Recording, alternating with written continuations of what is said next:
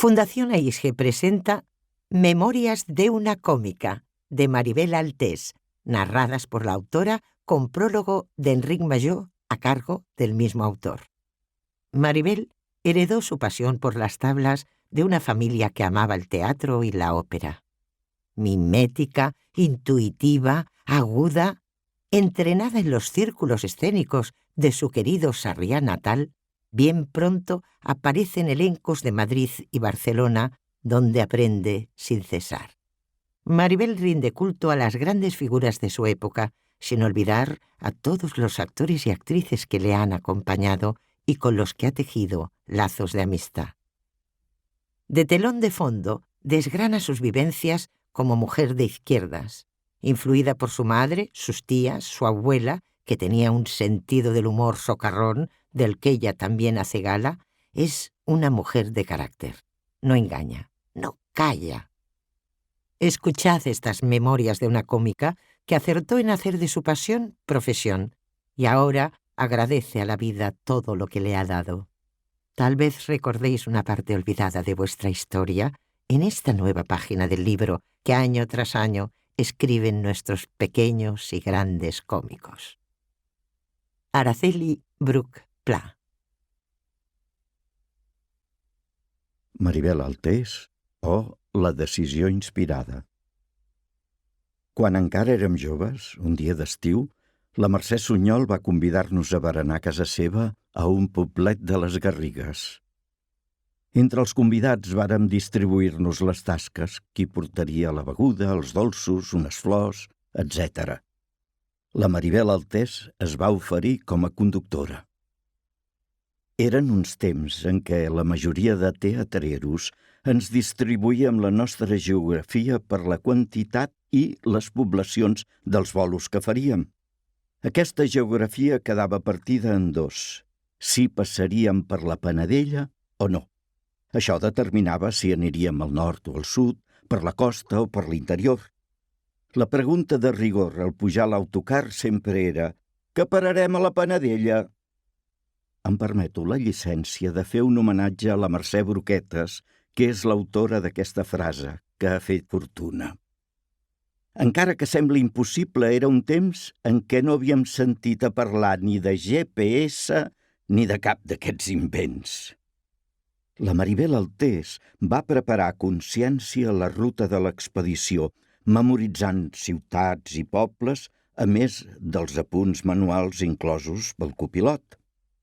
Quan ja havíem deixat enrere les vies principals i ens trobàvem en vies secundàries o terciàries, en plena canícula, sense gens de trànsit a les 4 de la tarda, la visió va començar a fer-se espessa. Boira no podia ser en aquella època de l'any.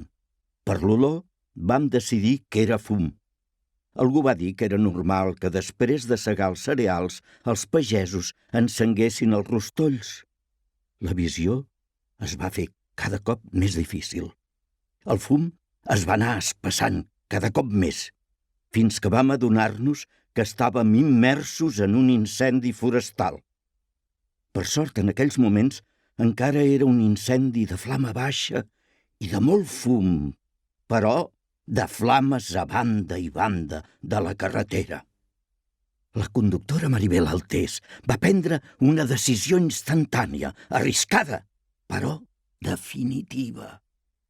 Ja que estàvem dintre de l'incendi, avançar pitjant amb força i al mateix temps l'accelerador i el clàxon.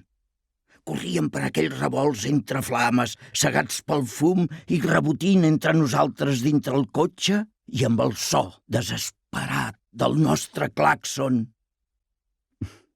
Ens en vam sortir, però. Ja tranquils, a casa de la Sunyol, li vaig preguntar per la decisió tan clara que havia pres. «Nen, què volies que fes? Estàvem enmig d'un incendi, amb una carretera estreta, impossible de donar la volta sense quedar travats. Doncs, endavant, i tocant el clàxon ben fort, avisant per no topar amb algú que pogués venir contra direcció i cegat pel fum com nosaltres». Amb la Maribel Altés ens coneixem des de la primavera del 65. L'he vist tirar endavant tocant el clàxon unes quantes vegades a la vida i sempre ha arribat a bon port, malgrat les altes flames i fumarades que a vegades l'han envoltat. És una actriu tot terreny indiscutible, espontània i viva en l'escena, sincera en tots els registres, demostrat per la versatilitat de treballs realitzats, de dicció diàfana i remarcable en els dos idiomes que domina, català i castellà. Només per la miopia o ignorància dels responsables de repartiments justifica que l'altès d'embranzides tocant el clàxon, l'altès d'inspirades decisions, l'altès actriu, encara no hagi pogut delectar-nos amb el que podria ser la seva personalíssima mare coratge, que aquí li reivindico. Enric Majó, Barcelona, tardor de 2019. Memorias de una cómica. A mis vivos y a mis muertos. La infancia. Cuando nací no lloré, estornudé. Fui una niña feliz, querida y mimada por mis padres. Joan, un hombre honesto, trabajador, justo y guapo. Era carpintero y en los últimos años antes de jubilarse trabajó de conserje en una casa de la calle Muntaner. Para mi padre, la familia era lo más importante. Cuando él tenía 9 años, su padre se marchó de casa para formar otra familia con una señora que esperaba un hijo suyo. Y dejó a mi abuela con 4 hijos. No con un divorcio por medio, sino con el método ahí te quedas, abandonándolos por completo y dejándolos en una situación económica más que complicada. Esto hizo que se tuviera que poner a trabajar siendo un niño. Quizás por eso, para mi padre, el hecho de estar todos juntos y sentir a una familia que se quería era fundamental y un motivo de gran alegría. Era un apasionado del fútbol. Antes de la guerra, había jugado en el Gracia y en el Europa. Y un día el Barça le fue a buscar. Él, periquito acérrimo, no quiso ni oír hablar de fichar con ellos. Uno de los jugadores que le había propuesto unirse al equipo le dijo: o juegas con nosotros o no jugarás con nadie. En el siguiente partido le estamparon contra el canto del poste. En esa época eran cuadrados y se pasó un año sin poder bajar las escaleras. Recuperándose a base de friegas de Vicks Vaporub, volvió a caminar bien, pero no a jugar a fútbol. Esto no hizo más que aumentar su tirria al Fútbol Club Barcelona y su fe en el ungüento de los laboratorios Vicks. Lourdes, mi madre, la pequeña de 15 hermanos, era muy teatrera. Hacía teatro medio amateur y medio profesional. Era una buena tiple cómica. Y en las reuniones siempre era el centro de atención, pues era muy graciosa. Cantaba, recitaba. La recuerdo cantando La niña de fuego de Manolo Caracol. De ella me vino mi afición por las tablas. Y ahí estaba yo, con 7 años, intentando imitar a la inimitable Lola Flores. En 1943, año de mi nacimiento, se reabrió el Teatro Romea, que había permanecido cerrado durante la guerra. Un teatro que jugó un importante papel en mi vida, como contaré más adelante. Antes se paría en casa, y yo nací en la casa de mis abuelos y de mis tías, Enriqueta, la mayor, que yo en mi media lengua llamaba Teta, y así se quedó para todos. Luego hablaré de ella, pues fue muy importante en mi vida. Y la tía Rosita, que era 2 años mayor que mi madre, era mi madrina, y como era soltera, yo era lo más importante de su vida. Fui una niña de mal comer y de caprichitos. Cuando no me gustaba la comida de mi casa, me iba a la de mis tías. La tía Teta me decía: «Nena, ¿qué quieres para comer? ¿Sesitos, jamón, gambas?» Y todo esto en plena posguerra.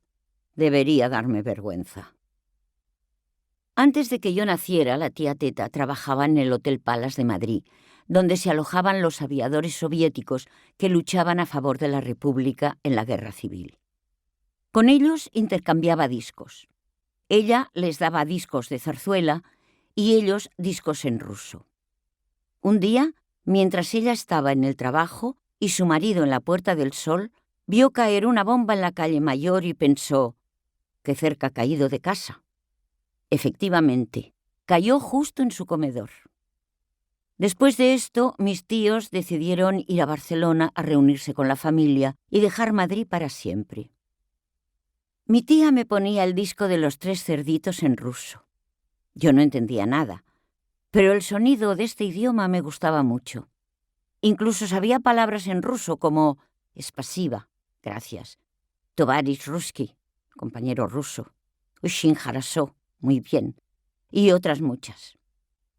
Estoy segura que si ahora visitara Rusia, todavía me volverían a la memoria estas palabras de mi imaginario infantil.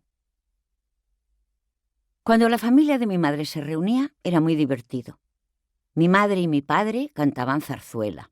Mi madre y mi tío Fernando recitaban, contaban chistes. El tío Fernando, que era taxista, tenía un don especial recitando a Lorca. Nos dejaba a todos embobados.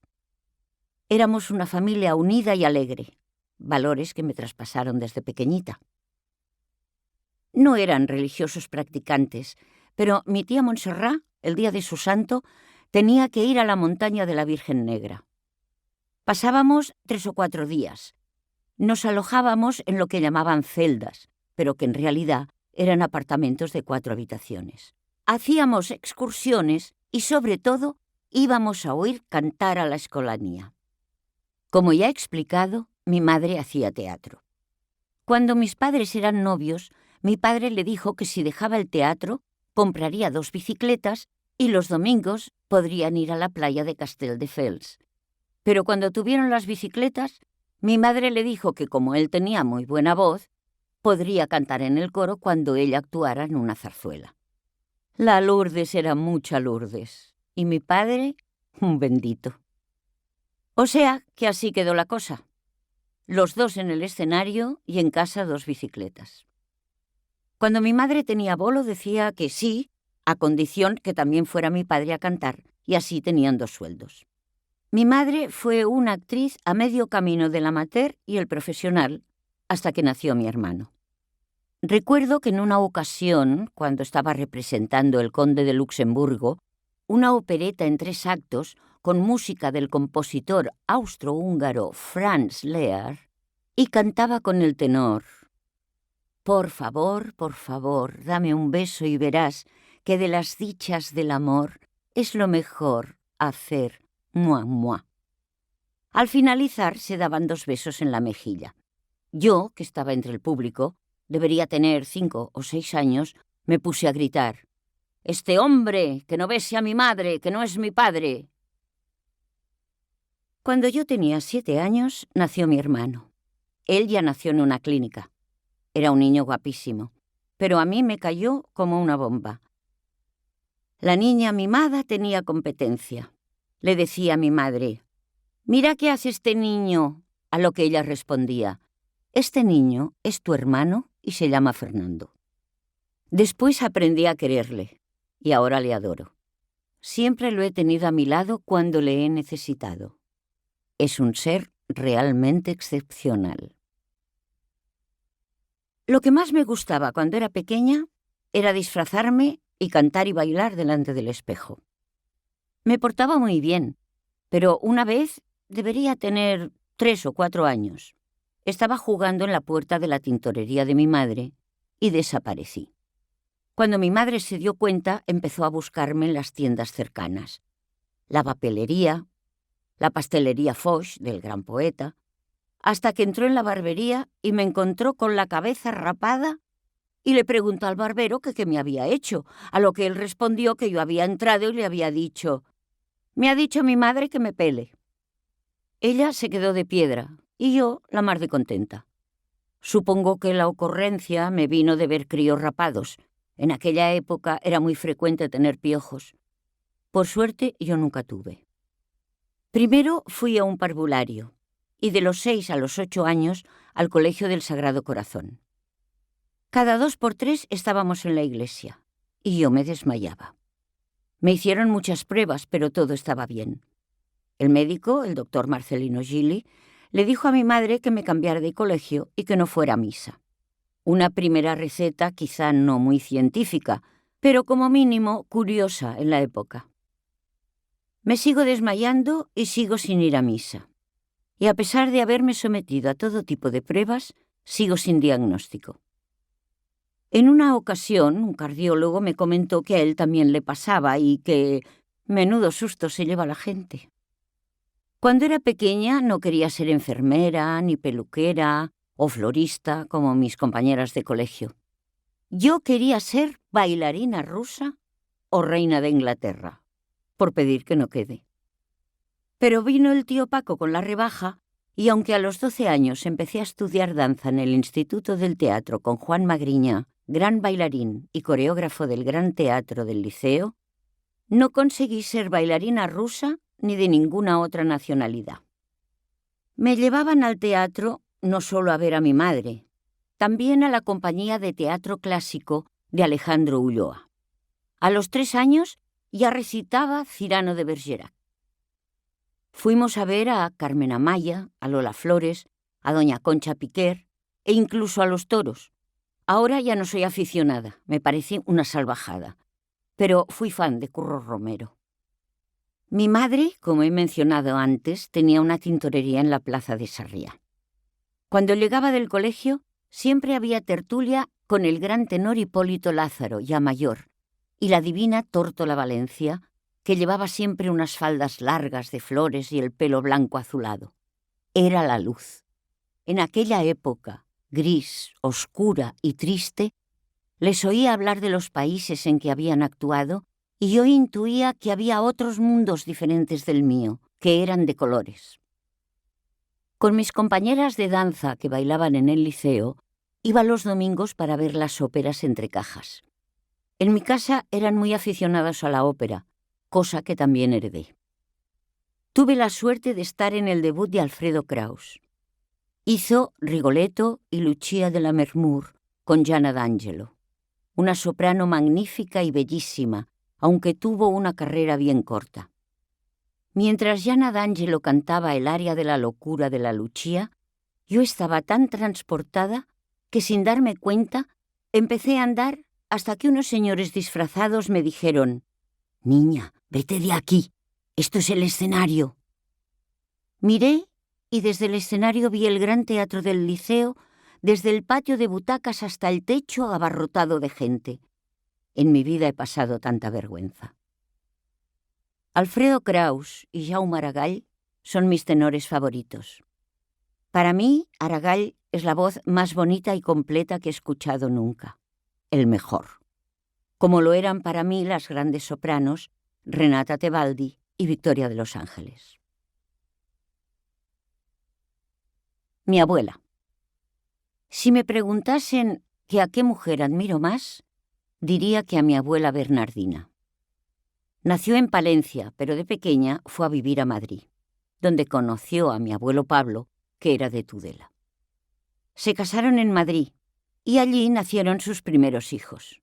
Manuel, el primero, murió siendo un bebé. Luego nació mi tía Enriqueta, que siempre consideramos la mayor de 15 hermanos. De Madrid se fueron a vivir a Figueras y por último a Barcelona, al barrio de Sarriá, y mi abuela siguió pariendo. En un mes se le murieron 4 hijos. Tenían fuertes dolores de cabeza, pero el médico les decía que no era nada, pero a los pocos días morían. Supongo que era meningitis, pero en ese momento la medicina no estaba tan avanzada como ahora. Pero no acabó aquí. Durante la guerra mataron a 2 hijos más, y otro que estaba en la columna Durruti, al acabar la guerra, se exilió a Francia, donde estuvo prisionero en el campo de concentración de Argelès. El gobierno francés no se portó nada bien con los prisioneros. Lo pasaron muy mal. A pesar de eso, durante la Segunda Guerra Mundial, mi tío luchó con la resistencia francesa. fue apresado por los nazis, que lo mandaron a un campo de concentración, y consiguió sobrevivir a todo ello. Una vida de película, como la de muchos otros exiliados. Por eso tengo familia en Perpiñán. Total, que la vida de mi abuela no fue un camino de rosas, precisamente, pero tenía un sentido del humor socarrón, de castellana vieja. Pero decía mi tía Rosita que lloraba cuando no la veían y nunca la oyó cantar. Tuvo un cáncer de estómago. Sus hijas le preguntaron al médico si podía comer ostras, ya que era lo que más le gustaba. Y así terminó, comiendo ostras y con morfina para que no sufriera por los dolores. Murió el 16 de febrero de 1951 a las 13:15. Justo en ese momento yo cumplía 8 años. Verano de 1951. En verano de 1951, un amigo de mis padres, que era fraile capuchino, les dijo que si querían yo podía ir de colonias a Vallvidrera. Resulta que las colonias eran de la sección femenina. Nos hacían cantar el Cara al Sol, Montañas Nevadas, nada más lejos de lo que pensaba mi familia. Con 8 años era la más pequeña del grupo. Me lo robaron todo. Me quedó la maleta vacía. Al final de las colonias hicieron una fiesta con una obra de teatro en la que yo hacía de un niño que se llamaba Godofredo. Por suerte, no recuerdo nada más. Vinieron de la radio y me hicieron una entrevista. Me preguntaron si lo había pasado bien. Les contesté, no, porque yo no soy de estos. Mis padres se asustaron y me dijeron que les podía poner en un compromiso. A mí me dijeron que no dijese mentiras. Pues eso hice, decir la verdad. La adolescencia. En el colegio me aburría. Mi madre me decía que leyera, que con un libro no me aburriría nunca, y tenía razón. Los libros siempre han sido y siguen siendo mi mejor compañía. De todas maneras, no quería estudiar. Y a los 14 años les dije a mis padres que quería trabajar. Ellos no estaban de acuerdo. Pero, a pesar de eso, empecé a trabajar primero en una tienda de ropa. Después en un parvulario de triste recuerdo. Era de los jesuitas. Los niños tenían que llamarme señorita María Isabel. Pues Maribel no era un nombre ortodoxo para ellos, ya que no se correspondía con ninguna santa. Al cabo de 6 meses dejé el parvulario y empecé a trabajar en un despacho hasta que más adelante hice el salto a Madrid. Entretanto, alternaba el despacho con mi pasión, el teatro. Empecé a los 15 años en el centro parroquial de Sarriá, donde Manuel Cubeles era el director del ESBAR y director artístico de Televisión Española en Cataluña. Me dio un papel en un programa infantil que se llamaba Capitán Cachalote y los niños, con Luis Ciges y José María Angelat. Se representaba un cuento. Yo hacía de Colombina y tenía que bailar. Como Cubeles quería que me incorporara al elenco de baile del ESBAR Sarriá, me dijo que fuera allí para hacer barra, mientras preparaba el papel. Acabé bailando 5 años en el ESBAR. Estoy hablando de los inicios de televisión en España, y entonces todo se hacía en directo. Participé en varios programas. Incluso presenté un programa musical que se llamaba Jardín de Verano, por el que pasaron los cantantes de moda de la época, desde Gelu al dúo dinámico. Debía tener 17 años. El primer programa que se grabó en vídeo fue un anuncio que hice del Esquijama Meiba. Estaba toda la dirección. Lo repetíamos una y otra vez. Decían, mira qué bien, corre a ver cómo ha quedado. Grabar en vídeo era el nuevo juguete de la tele. En el centro parroquial hice muchas obras. La chica del gato de Carlos Arniches, Diálogos de Carmelitas de Georges Bernanos, La casa de José María Pemán, Donde vas Alfonso XII, entre otras. Cuando Pablo Zabalbeascoa, un buen director y gran actor, miembro del TEU, Teatro Español Universitario, vino a dirigir el cuadro escénico, el repertorio cambió por completo. Nuestra ciudad, de Thornton Wilder, Casi un cuento de hadas, de Antonio Buero Vallejo, y muchas más. Hasta que llegó El diario de Ana Frank, mi preferida. Hacer de Ana Frank fue un sueño que tenía desde hacía tiempo. Antes de ir a clase en el Instituto del Teatro, me acercaba al Teatro Comedia donde representaban El diario de Ana Frank y me quedaba embobada viendo las fotografías de la obra y viendo a la gran Berta Riaza haciendo de Ana. Recuerdo que cuando me dieron el papel, llegué a la primera lectura sabiéndome el papel al dedillo. Decía mi parte con la cabeza agachada y llorando sin parar. No solo por la historia de Ana, sino por todo lo que fue el Holocausto, que me sigue doliendo enormemente. En Barcelona siempre ha habido una gran afición al teatro. En todos los barrios había grupos de teatro de aficionados, como se les llamaba entonces. Para la profesión resultó ser una formidable cantera. Por supuesto que no todos pasaban al teatro profesional, pero los que lo hacían tenían una verdadera base. Tenían tablas, como suele decirse, aunque también habría que lamentar algunos talentos en ciernes que nunca llegaron a los escenarios profesionales. Pablo dirigía el Teatro de Cámara Bambalinas, alternando con Gonzalo Pérez de Olaguer, que luego fue crítico de teatro, y Paco Jover, muy buen actor, que finalmente se dedicó a la abogacía.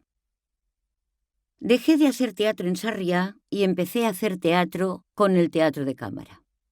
Se hacía una sola función en la Capilla Francesa, pues era la única manera de hacer obras que la censura no permitía, mejor dicho, prohibía hacer en el teatro comercial. En 1965, en el Teatro de Cámara, estábamos haciendo El crimen de Aldea Vieja, de Bernardo Santareno. Y vino Fernando Bronchut, al que conocía del Instituto del Teatro, y se sorprendió al verme hacer de actriz, ya que él me conocía como estudiante de danza. Me dijo que lo hacía muy bien, y al poco tiempo me llamó para decirme que Adolfo Marsillac le había pedido una chica para Pygmalion, de Bernard Shaw, y que fuera de su parte a hablar con Marsillac. Y allí me fui muy ilusionada. Marsillac me contrató. Y yo estaba en una nube. Compartir escenario con él, Marisa de Leza, don Antonio Vico, doña Carmen Carbonell. En aquella época se utilizaba el tratamiento de don, doña, como signo de respeto. Y Fernando Guillén. Era un sueño. Salía del despacho y corriendo me iba al Teatro Poliorama a ensayar. La siguiente obra fue Después de la caída, de Arthur Miller, donde conocí a Enric Major y a Pilar Aymerich, que más tarde dejó el teatro para convertirse en una de las mejores fotógrafas del país. Durante varios días después de la función de tarde, pasó por el teatro toda la profesión de Barcelona para hacerse pruebas, pues Marsillac iba de director al Teatro Español de Madrid. Me dijo que si quería me haría una prueba. ¿Que si quería? ¿Cómo no? Me preparé un pequeño monólogo muy intimista de Ahora vuelven a cantar, de Max Friz. Marsillac me dijo: enhorabuena, usted será actriz. En agosto, venga a verme al Teatro Español. Como en agosto tenía vacaciones en el despacho, fui a Madrid con mi tía Teta y su marido, con billete de ida y vuelta. Pero Marsillac me dijo que a la semana siguiente empezarían los ensayos. Llamé a mis padres como loca, y mi madre me dijo que hablaría con el dueño del despacho y me despediría. Él lo entendió muy bien, pues ya me había visto actuar en obras del Centro Parroquial de Sarriá. Siempre me decía que sería actriz y me vería en los carteles como a Nuria Esper, que era vecina suya. Madrid, primera parte. Desde pequeña siempre le pedí a mi tía que me contara cosas de Madrid, ciudad muy unida a mi familia. Me contaba que iban al Teatro Real. Me explicaba historias de los actores de su época, como Los Cuatro Ases, don Antonio Vico, doña Carmen Carbonell, doña Concha Catalá y don Manolo González. También me hablaba de doña Catalina Bárcena, de don Francisco Melgares y de las hermanas Cava-Alba, entre otros. A mí me gustaba, pues es la historia de mi profesión. Hay muchos compañeros que no saben nada de los actores y actrices que les precedieron. Creen que todo ha empezado con ellos. Estaba feliz de estar trabajando en Madrid. Mi madre, de los 13 a los 15 años, estudió allí, hasta que empezó el olor a pólvora y la llevaron a Barcelona. Mi tío Alfonso era del PSOE y se llevaba a mi madre a la sede del partido para que tradujera los discursos de Macià o Companys que daban por la radio. Allí es donde empezó a hacer teatro, pues estudiaba en el Centro de Instrucción Comercial y como final de curso hacían una zarzuela en el Teatro Español. Les dirigía un joven maestro Perera. Todos los recuerdos heredados ya me hacían querer a esa ciudad. Cuando llegué, recorría las calles como si ya hubiera estado antes. Muchas mañanas me iba al Museo del Prado, pues se tiene que visitar en pequeñas dosis si quieres disfrutarlo. Una vez, delante del Jardín de las Delicias del Bosco, estaba sentado en una silla un señor muy corpulento. Era Orson Welles. Iba por Madrid flotando. En la compañía estaba José María Rodero, mi ídolo. También estaba Nuria Torray, que era un encanto. Nos hicimos amigas, salíamos juntas a todas partes. A veces iba a su casa. También estaba Mari Carrillo, con la que no tuve mucho trato, y la querida Conchita Bardem, además de un largo etcétera. Como había muchos catalanes, en Madrid, que le sacan punta a todo, nos llamaban el Fútbol Club Barcelona. Allí conocí a Carola Fernán Gómez, una mujer con mucho sentido del humor. Entre función y función iba a cenar con ella. Cuando hablaba de Fernando Fernán Gómez, le llamaba por su nombre completo. Le pregunté que por qué no decía mi hijo, y me contestó que así todo el mundo sabía de quién hablaba. Una vez me dijo: yo fui primera actriz en compañías de segunda y segunda en compañías de primera. Ahora pienso que me lo puedo aplicar a mí. Debutamos en el Español con ¿Quién quiere una copla del arcipreste de Ita?, de José Martín Recuerda. Después vino Los 7 infantes de Lara, de Lope de Vega. Luego, por razones que desconozco, pasamos al María Guerrero con Águila de Blasón, de Valle Inclán.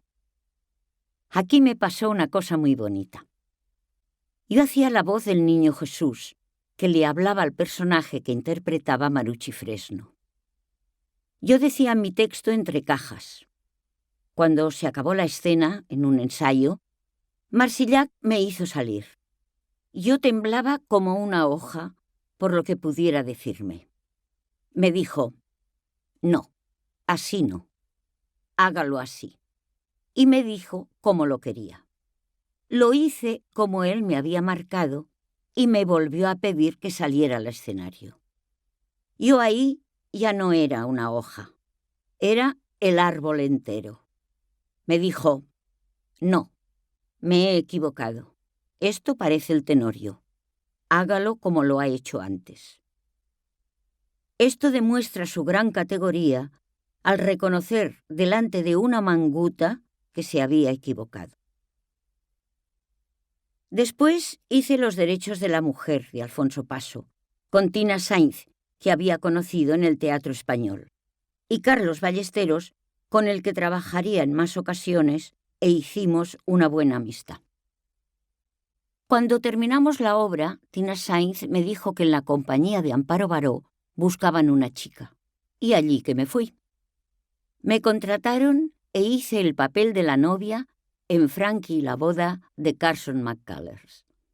La Baró hacía una Frankie genial, como todo lo que hacía. Había empezado a hacer tele, y González Vergel me dio un papel fijo en una serie de adolescentes que se llamó ¿Cuál es tu final?, con Jaime Blanc, Gloria Muñoz, Verónica Luján y Víctor Agramón. Cada capítulo era una historia diferente con actores invitados. Pasaron todos los actores jóvenes de la época. La serie no pasará a la historia de la televisión, pero lo pasamos muy bien y con muy buen ambiente entre todos. Empecé a trabajar con Pilar Miró, que siempre me daba unos papeles muy bonitos. Éramos vecinas en Argüelles y subíamos a Prado del Rey juntas en sus 600. Tengo un gran recuerdo de ella, una mujer inteligente, valiente, gran profesional y gran persona, injustamente tratada en su faceta de directora de televisión española. Haciendo tele conocí a Mairata Ubisiedo. Nos hicimos amigas. Era maravillosa, guapa, inteligente, creativa.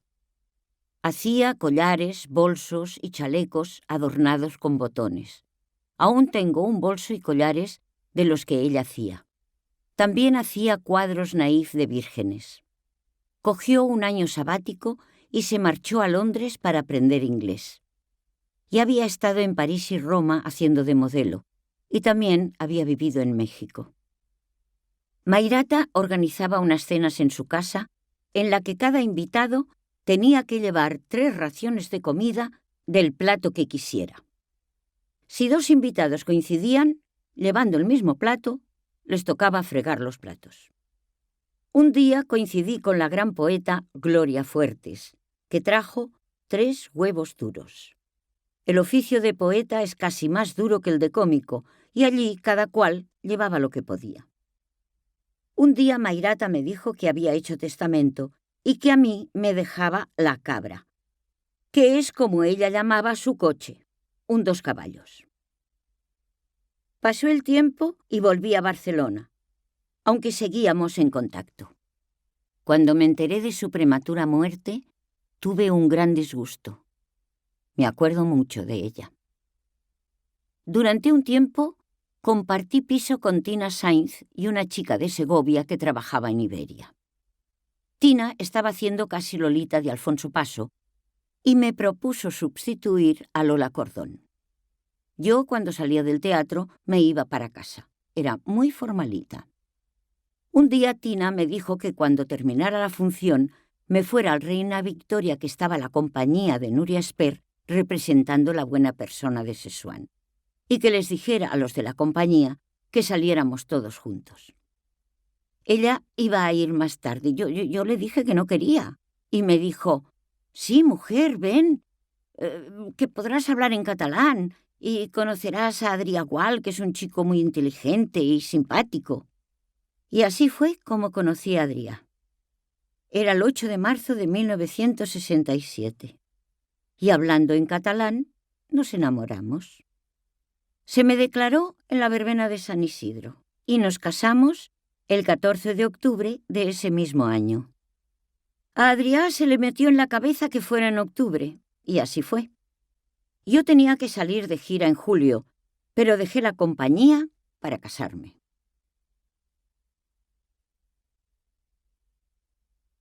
Me caso.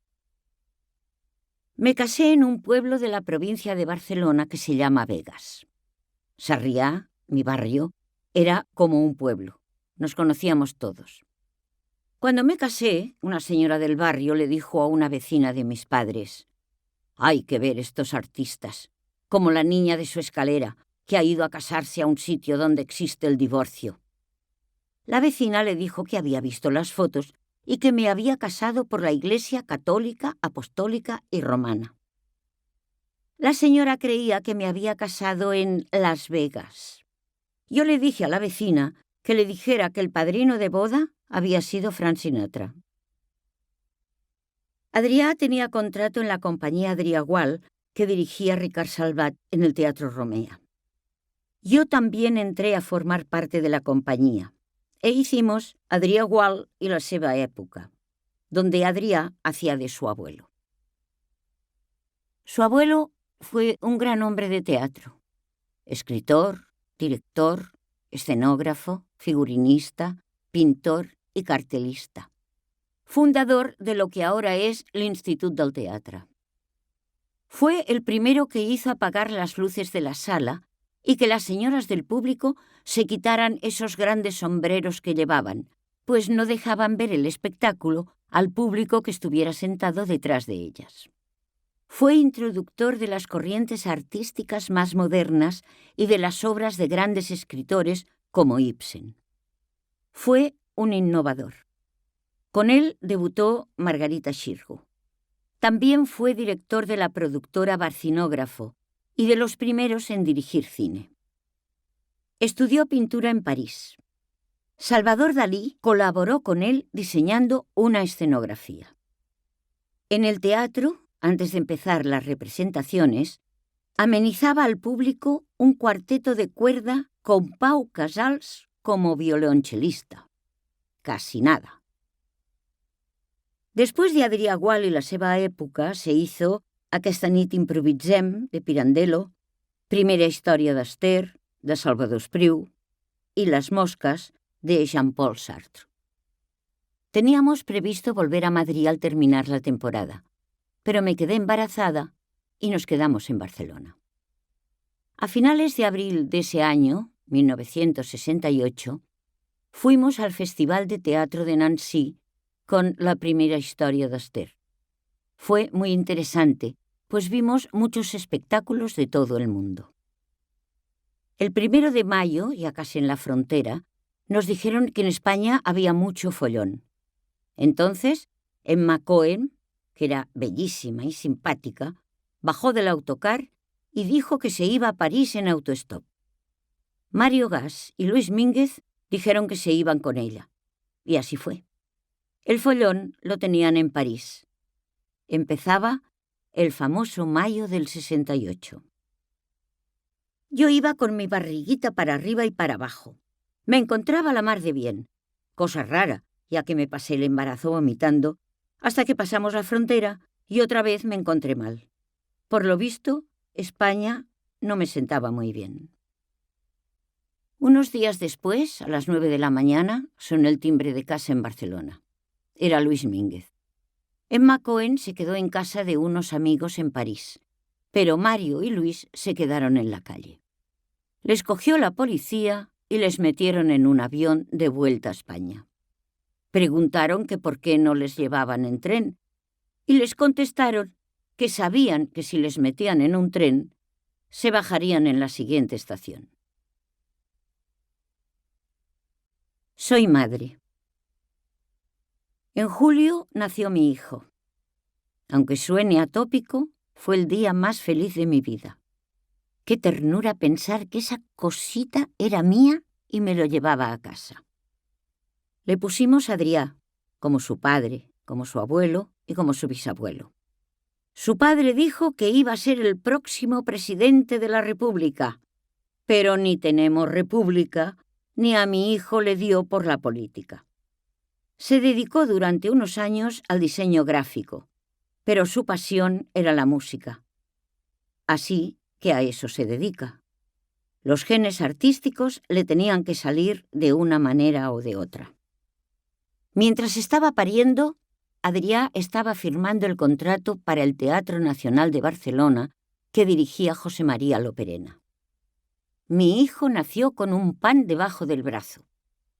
El Teatro Nacional de Barcelona se inauguró con Pedro de Urdemalas, dirigida por Loperena. Yo, aunque no tenía contrato fijo con la compañía, participé en la obra.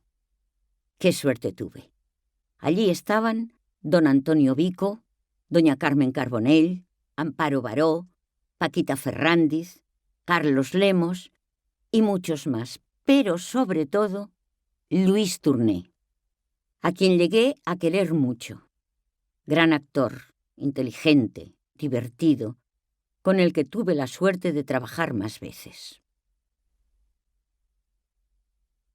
Joan Capri. Al año siguiente, Joan Capri me contrató en su compañía. Capri era especial, callado, depresivo, pero en escena era, como todo el mundo sabe, graciosísimo. Él iba a su aire. Al final de la función tenía un monólogo que siempre era distinto. Yo me quedaba entre cajas para ver qué iba a contar y me reía muchísimo. Hicimos varios bolos hasta que me despedí de la compañía para irme de vacaciones. No he podido irme de vacaciones muchas veces, pero esa vez nos lo podíamos permitir. Había trabajado en La Respuesta que dirigió José María Forn, buen profesional y gran persona. Fue la primera película en la que participé. Parece que solo he encontrado buenas personas a lo largo de mi vida.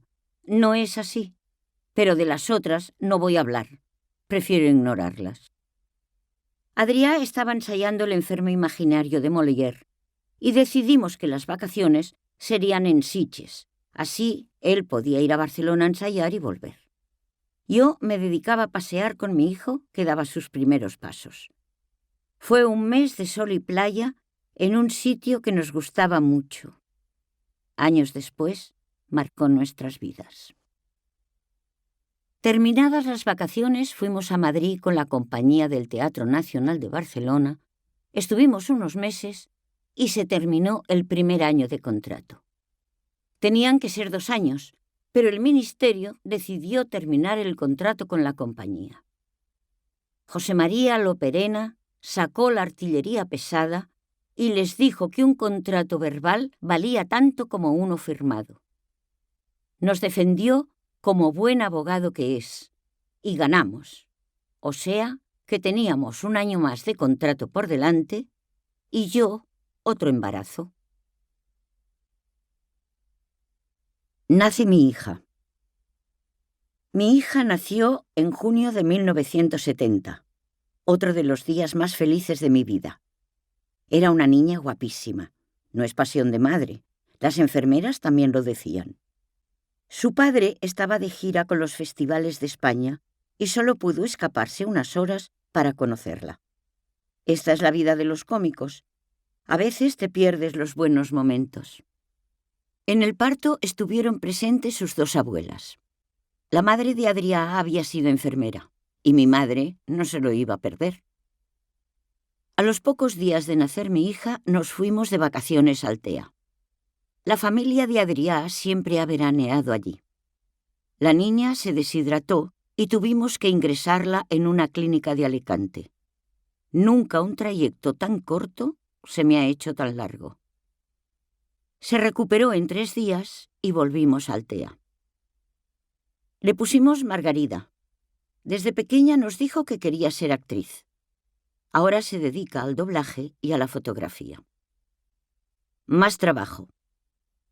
Mientras estava en Altea me llamó Ventura Pons para estrenar Allò que tal vegada s'esdevingué, de Joan Oliver, en el Teatro Capsa. Vinieron él y Joan Pere al aeropuerto a traerme el texto y al día siguiente empezamos los ensayos. El personaje de Adán lo interpretaba Joan Borràs. El de Eva, Mercè Bruquetas. Caín era Joan Pere y Abel, Salvador Vives. También estaban Claudi García haciendo de ángel y Fernando Bronchut haciendo de demonio. Yo hacía de Nara. Hacíamos funciones tarde y noche, y los sábados y domingos por la mañana con la misma compañía hacíamos la Ventafocs. Allò que tal vegada s'esdevingué fue un éxito. Teníamos cola de público en la calle hasta que la derecha lo prohibió porque decían que era blasfema. Seguí haciendo televisión y empecé con el doblaje. Descansada no estaba, pero peor es estar pendiente del teléfono, la pesadilla de cuando estás parada. Eso sí que es duro. Cuando estaba cansada decía, peor es la mina. Teatro infantil. En Hospitalet había una carpa muy bien equipada. Era como una enorme sandía partida por la mitad. En una de las partes estaba el escenario y los camerinos, y en la otra el patio de butacas. Esa carpa había estado antes en La Coruña. Allí la llamaban Las Tetas de María Pita, pues estaba instalada en la plaza que lleva ese nombre. Hicimos la fierecilla domada. Yo hacía de Catalina, la fierecilla, el burgués gentilhombre y el lindo don Diego, que dirigió mi cuñado, Joan María Gual. Madrid, segunda parte. Poco después volvimos a Madrid para ver cómo nos podían ir las cosas. Conservamos el piso de Barcelona un año. Mis hijos se quedaron en Barcelona con sus abuelos. Los veíamos cuando podíamos. Yo iba por la calle llorando al ver a otras madres paseando con sus hijos. Fue un tiempo muy duro, por todo lo que les echaba en falta, y me perdía de ellos. Por fin, después de un año, dejamos el apartamento de Madrid, alquilamos un piso y pudieron venir mis hijos y estar los 4 juntos. Pero cada vez que la chica que trabajaba en casa se iba, tenía que llamar a mi madre para que se quedara en casa hasta que encontrara otra chica que cuidara de mis hijos mientras trabajábamos. De la de apuros que me sacó mi madre. Siempre me ayudó, en todos los sentidos. Y mientras mi madre venía a Madrid para cuidar a mis hijos, el bueno de mi padre estaba en Barcelona. Fueron los mejores padres que se pueden tener. Nunca se lo agradeceré lo suficiente. Mi madre sí que era de las que dicen, tú lo que tienes que hacer, pero mi padre las lecciones las daba con el ejemplo. En Madrid hacía televisión con Pilar Miró, Guerrero Zamora, González Vergel, Manolo Ripoll y Cayetano Luca de Tena. Café Teatro en JJ, con obras de Carlos Ballesteros y Jorge Llopis. JJ era una sala que estaba en la Gran Vía, en los bajos del cine Palacio de la Prensa. Estaba muy de moda entre la gente de la canción. Se hacían presentaciones de discos y actuaciones de cantantes conocidos. Entre ellos coincidí con Patti Pravo. El primer día que estuvo allí, a los que hacíamos Café Teatro, ni nos miró. Era muy distante. El segundo día llegó muy contenta. Venía de un tablao flamenco y parecía otra persona. El vino de Montilla hace milagros. De la que sí tengo muy buen recuerdo es de Iva Zanicki, una gran señora, agradable y cercana. Durante la actuación hablaba con el público y cuando no encontraba la palabra que quería decir, me miraba y me preguntaba qué palabra era. Fue muy cariñosa y cantaba muy bien. Recuerdo también la presentación del primer disco de Cecilia. Era simpática y muy educada.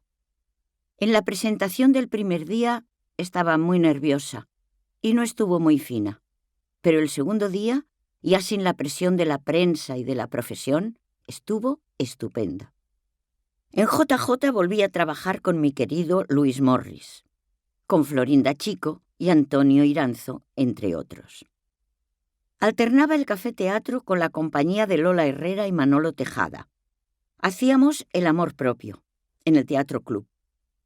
Hacía 2 funciones, cruzaba la Gran Vía y hacer pista en JJ.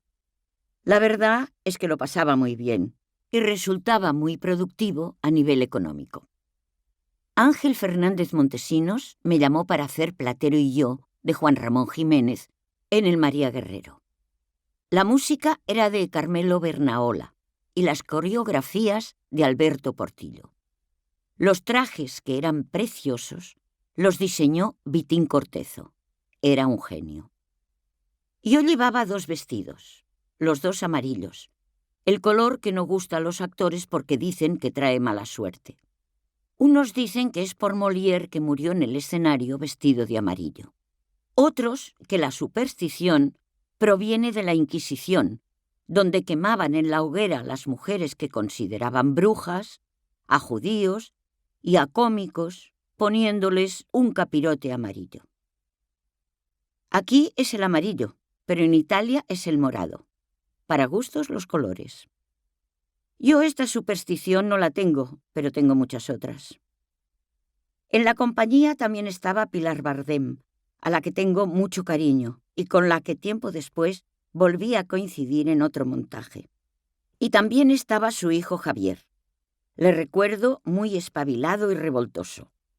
Ese crío se ha convertido en un actorazo internacional y me alegro mucho por Pilar, que pasó por momentos complicados para sacar a sus hijos adelante. Y ahora puede estar tranquila. Unos meses después de terminar Platero y yo, Adrià formó compañía para hacer Historia de un pechicidio, de Lauro Olmo, en el Teatro de la Comedia, dirigida y protagonizada por Carlos Ballesteros.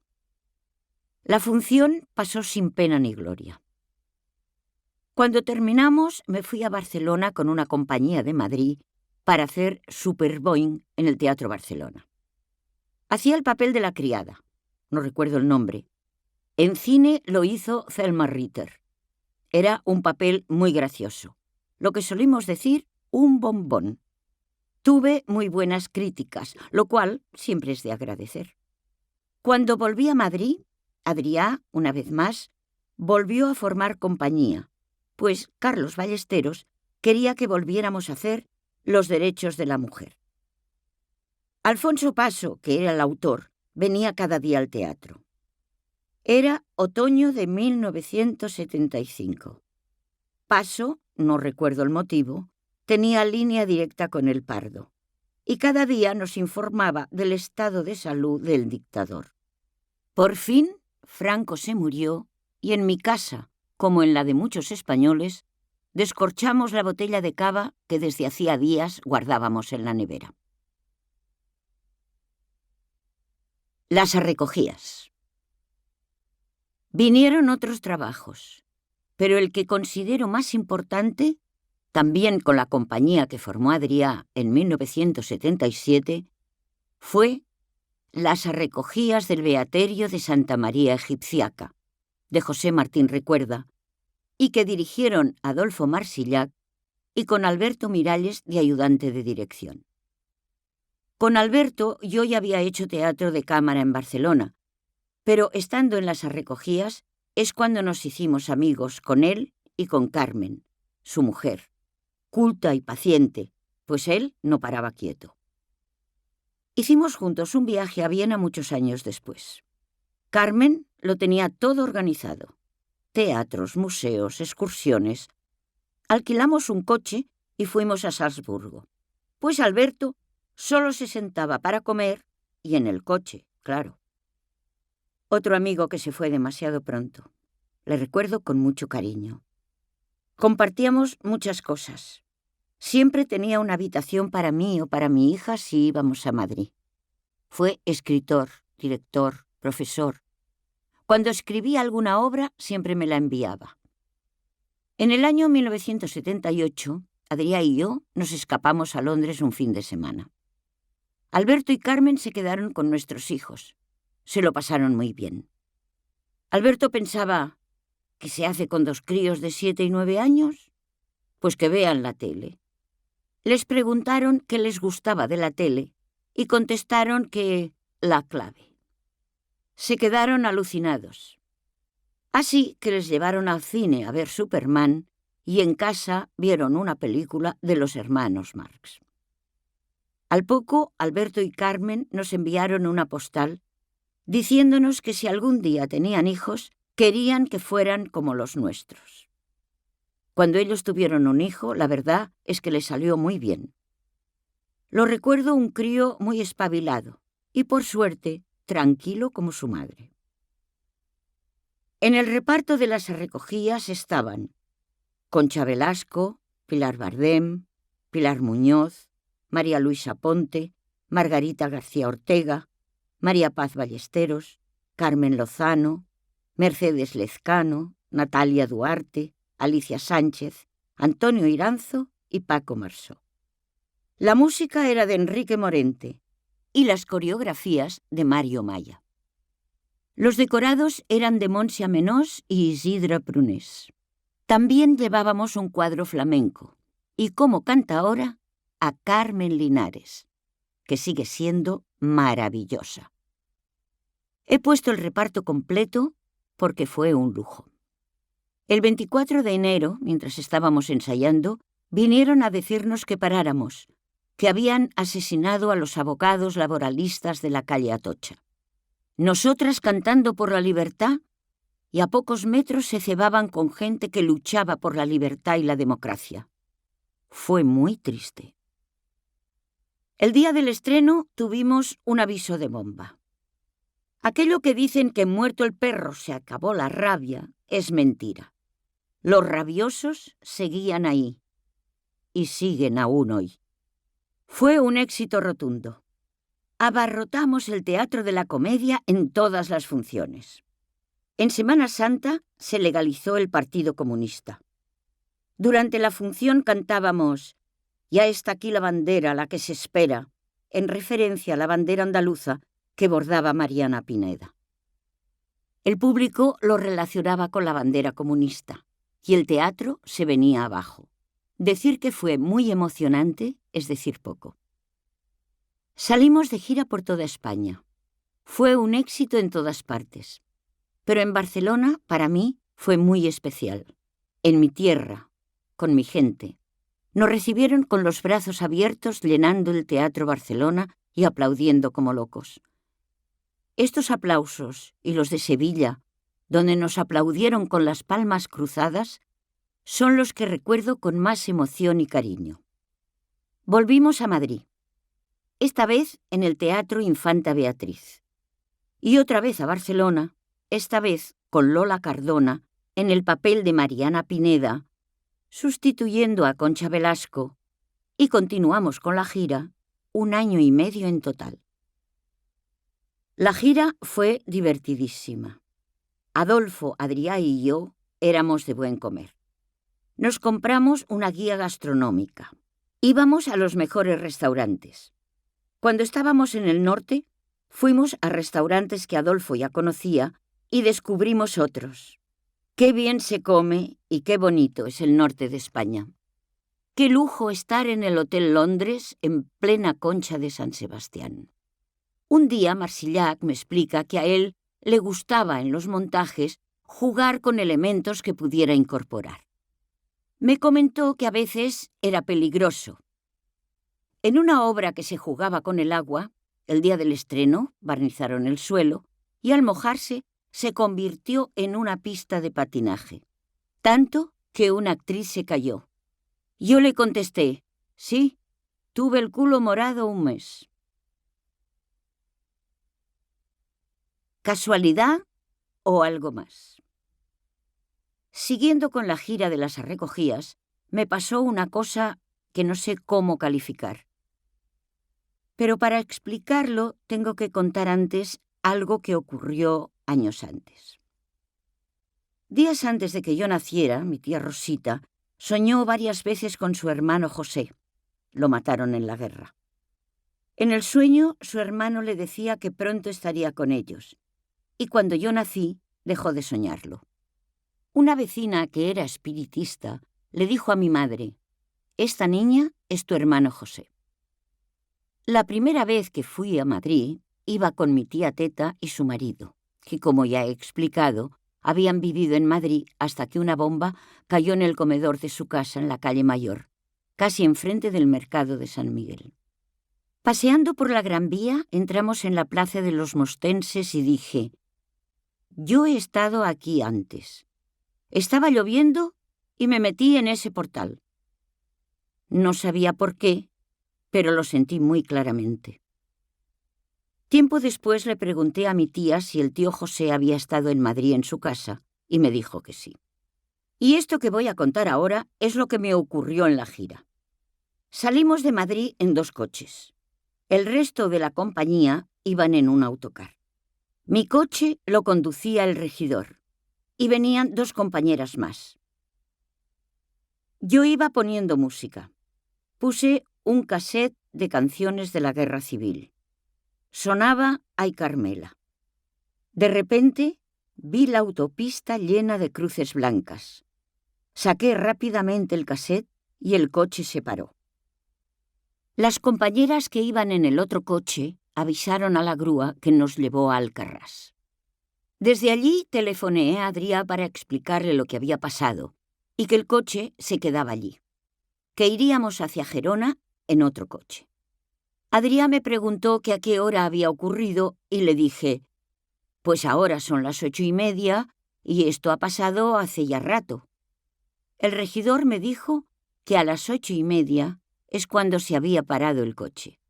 Se pararon el coche y el reloj a la misma hora.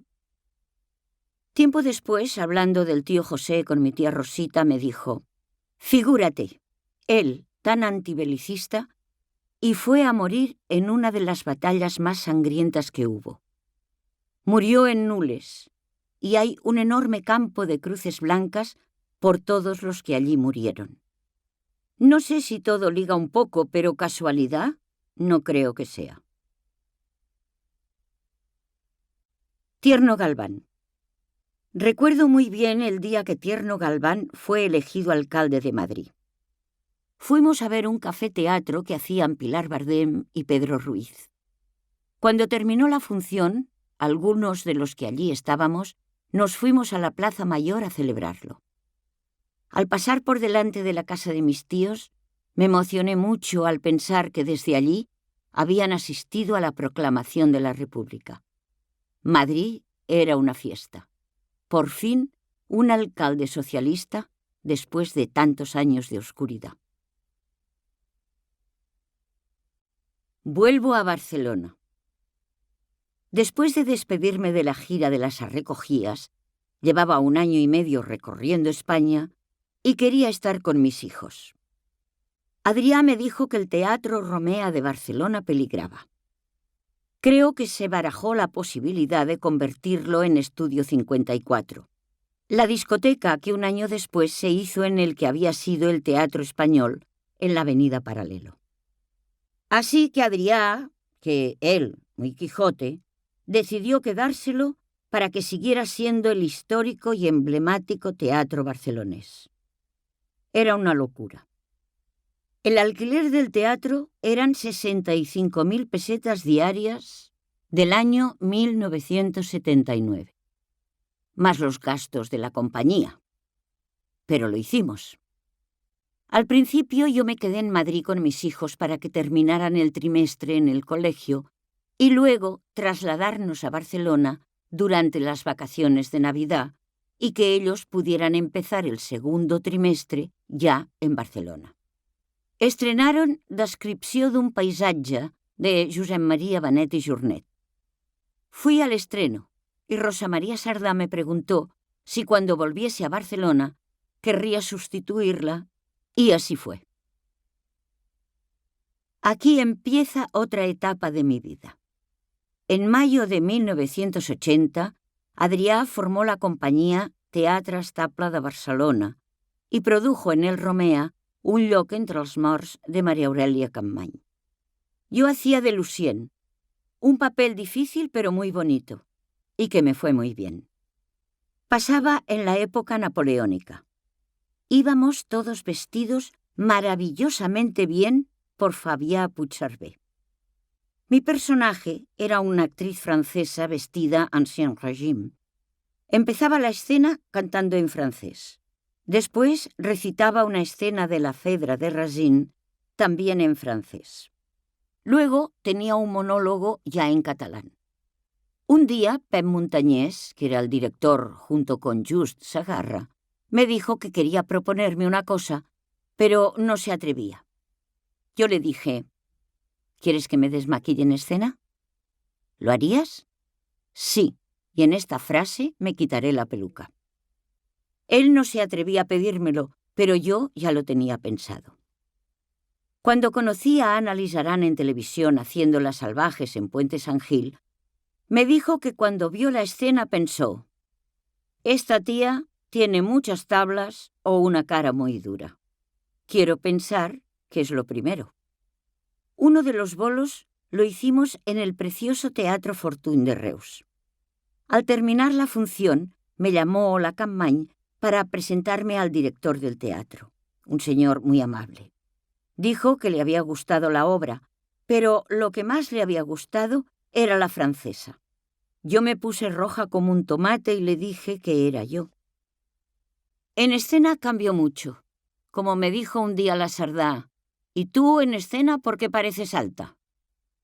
La verdad es que en la calle soy lo que decimos una señora particular y paso desapercibida. La Navidad de 1980 hicimos en el Romea als Pastorets, de Folk y Torres.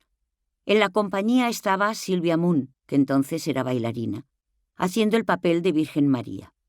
No solo es buena actriz, sino que también se ha revelado como una buena directora. Y Mercè Arànega, que ya se veía que llegaría a ser la gran actriz que es. Teatre a l'escola.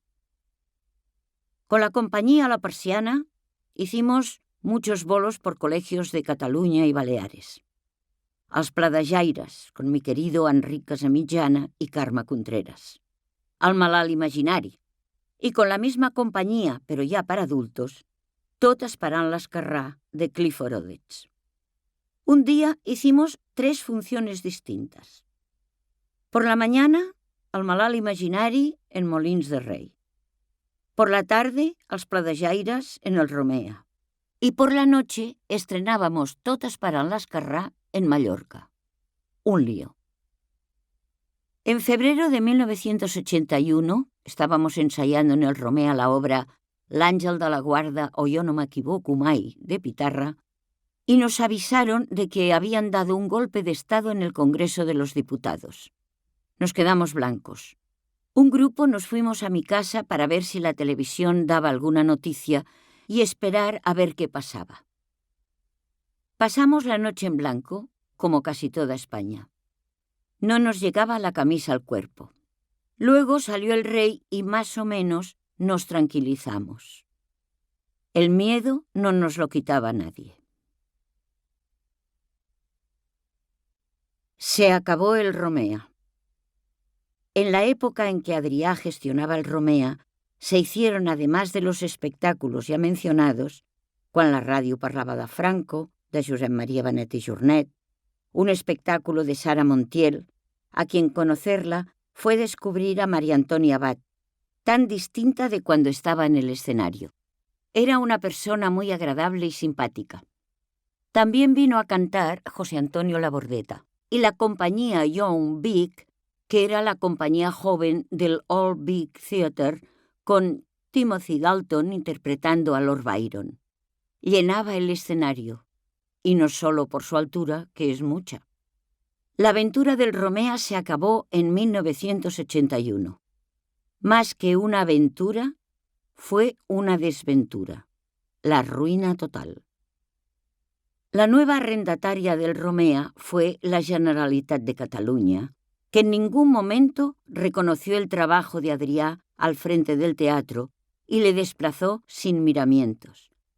La ingratitud hacia él fue dolorosa, y Adrià tuvo, con razón, palabras muy duras contra la Generalitat y su entonces conseller de Cultura, Max Kanner. Cuando Mario Gas estrenó en el Romea l'òpera de Tres Rals de Bertolt Brecht, Adrià les dijo a nuestros hijos: «Yo no voy a volver al Romea si no es bajo palio, pero vosotros tenéis que ver esta función». Así que nuestros hijos fueron a ver el estupendo montaje de Mario Gas. El Romea sigue en pie. Quizás sea un consuelo, pero para nosotros fue un palo muy gordo. Xófer al Palace. Después del Romea, Adrià montó un espectáculo con textos de Santiago Rusiñol, música de Joan Vives y coreografías de Serge Jolabert. Se tituló Xófer al Palace.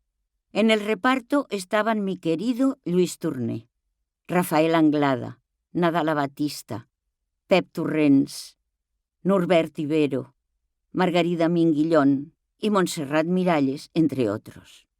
Los decorados y los figurines de las mujeres los diseñó Vicenç Caraltó. Y los de los hombres, mi hijo Adrià, que entonces tenía 13 años. Estrenamos en el Teatre Grec con mucho éxito.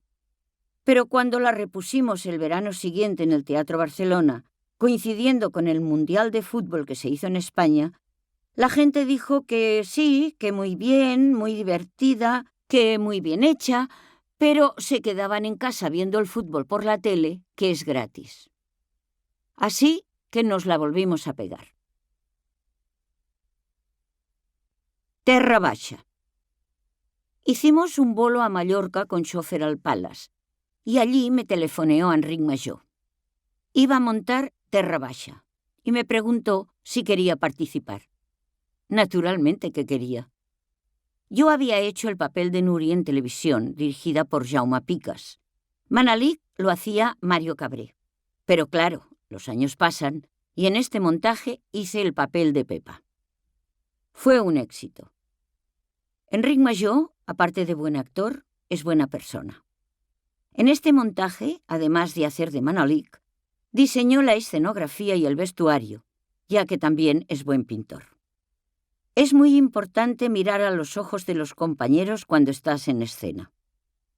Un día, Enric me dijo: ¿cómo es que en mi monólogo os miro a todos y solo encuentro tus ojos?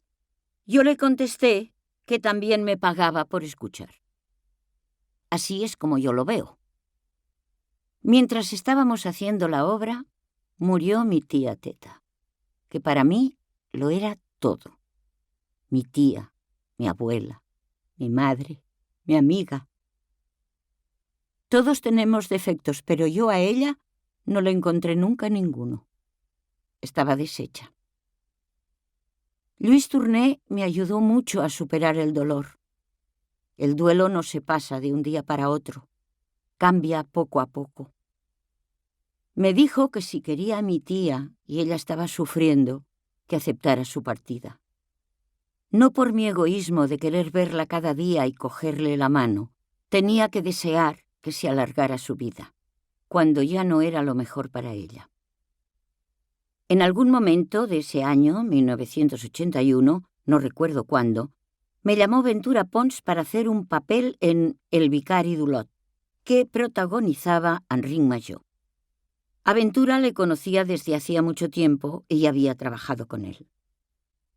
En la película tenían un papel María Aurelia Capmany, Marina Rossell, Núria Feliu, Marta May, Jordi Brau, Carles Lloret, Annalise Aran, Joaquim Cardona, Pere Tàpies, Joan Montleón, Joan Borràs, Maria Jesús Andany, Rosa Novell, Josefina Tàpies, Josep Maria Benet i Jornet, Biel Moll, Guillermina Mota, Quico Pi de la Serra, Montserrat Carulla, Fernando Guillén, Mari Sampere, Rosa María Sardá y Amparo Moreno, entre muchos otros. Yo rodé algunas de mis escenas en un mueble de la calle Rubadors. Tenía 2 escaleras. Una de ellas daba a las habitaciones donde rodábamos y la otra llevaba a las que utilizaban los clientes. En la entrada estábamos todos revueltos. A mí me daba mucho asco. Era muy cutre y sucio. Me picaba todo. Dones y Cataluña. Ricard Salvat dirigió un espectáculo que se llamaba Dones y Cataluña y me llamó para darme un papel. Era un espectáculo que se componía de varias historias escritas por distintas escritoras. Los textos eran de Carme Riera, Isabel Clara Simó, María José Raguer, Marta Pessarrodona, Lidia Falcón y Marisa Híjar. En el reparto también estaban Araceli Bruch, Maife Gil, Carme Contreras, Pepa Arenós, Marta May, Raquel Capdet y Mireia Ros. Tocaban en directo el grupo Pegasus, con Santi Arisa, Max Sunyer, Rafael Escuté y Josep Mas, Kid Flux. La obra empezaba con mi personaje cantando una habanera. La historia en la que yo participaba era la escrita por Isabel Clara Simó. Se la explicaba a mi sobrina, que era el papel que interpretaba Mireia Ros. Trataba de la huelga de tranvías que hubo en Barcelona en 1951. Esa fue la primera huelga contra el régimen de Franco. La desencadena la subida del precio de los billetes. Tuvo un seguimiento masivo. Todo el mundo iba a trabajar andando, ya que poca gente tenía coche y mucho menos la clase trabajadora. Un día, al terminar la función, me dijeron que había un grupo de chicos y chicas que preguntaban por mí, que me querían conocer. Cuando salí, vi que eran todos invidentes. Me quedé muy sorprendida. Fueron muy cariñosos. Me dijeron que les había hecho mucha ilusión verme. Utilizan esta palabra, aunque a los que vemos pueda sorprendernos. Me habían visto en un estudio 1 que habían pasado pocos días antes en televisión y les había gustado mucho. Estuvimos hablando un buen rato y cuando nos despedimos yo estaba muy emocionada. Ha sido la felicitación más emotiva que he tenido nunca. Poco después de Dones i Catalunya, hice el papel más incómodo de mi vida. Josep Anton Codina me llamó para hacer de Margarita de Parma en el Egmont de Goethe. Faltaban 15 días para el estreno y la actriz que estaba ensayándolo dijo que no se atrevía y lo dejó. A mí me gustan los retos, pero aquello fue un suplicio. Estaba escrito en un catalán que me retorcía la lengua. Jamás he dicho un texto más difícil. Al público tampoco le gustó la función. Menos mal que en la compañía estaba Francesc Figuerola, el Figue. Nos reuníamos en el camerino con los demás actores al que él llamaba las coristas. Jugábamos a películas. Interrogaba a los actores jóvenes preguntándoles por qué se dedicaban al teatro. Lo tenía que tener todo controlado. Quim Roca era el actor que hacía del hijo del duque de Alba. Iba vestido todo de negro y se paseaba arriba y abajo repasando la letra. No hablaba con nadie. Supongo que estaba nervioso y concentrado. El Figue le bautizó señora Danvers, como el ama de llaves de Rebeca. Le echo mucho de menos. Fue muy buen amigo. Era muy divertido e ingenioso. Elecciones Generales 1982. Mientras estábamos rodando para Estudio 1 Las Salvajes en Puente San Gil, de José Martín Recuerda, dirigido por Sergi Schaff y con la gran Montserrat Carulla, Ana Lisarán y mi buena amiga Pepa Arenós, entre otras, se celebraron elecciones generales. Jo en ese momento militava en el Partit dels Socialistes de Catalunya, PSC. Y el 28 de octubre estaba de interventora en una mesa electoral. Cuando terminó el recuento en el colegio donde estaba, me acerqué al bar de al lado a tomar un café. Al entrar, vieron que llevaba puesta la pegatina del partido que me identificaba como interventora, y el camarero me dijo: «Estáis arrasando en toda España». Se me saltaron las lágrimas de alegría. Teníamos muchas esperanzas en un cambio de verdad. Lo celebramos con Adrià y nuestros hijos en la sede del partido y luego en casa de Guillermina Mota. Y ahora pienso: «Ay, Felipe, ¿quién te ha visto y quién te ve?». Capagui Satia. En el verano de 1984 volvimos a embarcarnos en otro proyecto fallido. Adrià montó Capagui Satia, de Darío Fo. Fue la última obra que dirigió. La estrenamos en el Teatro Condal. En el reparto también estaba Lluís Torné. Siempre era una alegría trabajar con él. Fue la última obra que Adrià y yo hicimos juntos, y la última que yo hice en mucho tiempo. Cuando Adrià murió, le cogía aversión al teatro. Cuando pasaba por delante de uno, giraba la cabeza. Al único teatro que podía ir era al Liceu, pero cuando subía el telón sentía mareo. Sentía que me faltaba una mitad. Muere Adrià.